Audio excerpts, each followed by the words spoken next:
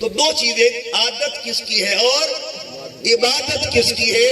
یہ نماز کی ڈیفینیشن ہے، یہ نماز کی تعریف ہے. آپ سے کوئی پوچھے کہ نماز کس چیز کا نام ہے، کہہ دینا عبادت خدا کی ہوتی ہے، عادت محمد مصطفیٰ. تکبیر، اللہ اکبر، نعرہ رسالت، نعرہ تحقیق، نعرہ حیدری. کیا بات ہے؟ عبادت خدا کی ہوتی ہے، عادت مصطفیٰ کی ہوتی ہے. نماز کو پڑھے اللہ ہاتھ نہیں اٹھاتا، عادت مصطفیٰ کی. اللہ ہاتھ باندھتا نہیں ہے، عادت مصطفیٰ کی ہے. اللہ سر نہیں جھکاتا، عادت مصطفیٰ کی ہے. اللہ سجدے نہیں کرتا، عادت مصطفیٰ کی ہے. اللہ تحیات نہیں بیٹھتا، عادت مصطفیٰ کی ہے. اول سے لے کے آخر تک نماز کو دیکھتا جا، عبادت خدا کی ملتی جائے گی، عادت محمد مصطفیٰ کی ملتی جائے گی. ثنا خدا کی، ادا مصطفیٰ کی. ثنا کس کی ہوگی جی؟ خدا کی. ادا کس کی ہوگی؟ قیام کس کے لیے؟ اللہ کے لیے. سلام کس کے لیے ہوگا؟ یہ دونوں کام نماز میں ہوتے ہیں. قیام خدا کے لیے ہوتا ہے اور سلام محمد مصطفیٰ کے لیے ہوتا ہے. یہ دو چیزیں ملے گی تو نماز بن جائے. اچھا، سجود کس کے لیے؟ اللہ کے لیے. تو درود کس کے لیے؟ یہ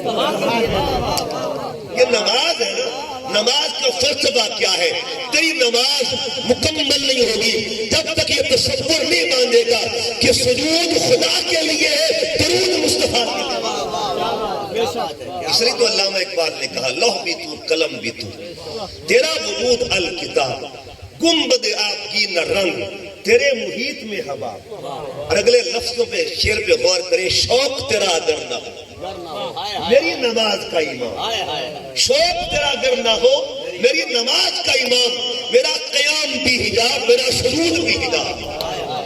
آگے اقبال کیا لکھتے ہیں کہ ازاں ازل سے تیرے عشق کا ترانہ اور نماز تیرے نظارے کا ایک بہانہ بنی، ادائے دل سراپا نیاز تھی تیری کسی کو دیکھتے رہنا نماز کی.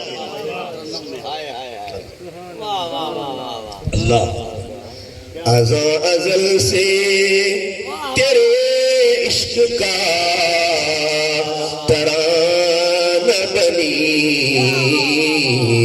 ازاں ازل سے تیرے عشق کا ترانہ بنی، اور نماز تیرے نظارے کا ایک بہانہ بنی. ادائے دید سراپا نیاز تھی تیری، اور کسی کو دیکھتے رہنا نماز تھی تیری، کسی کو دیکھتے رہنا نماز تھی، کسی کو دیکھتے رہنا نماز تھی تیری.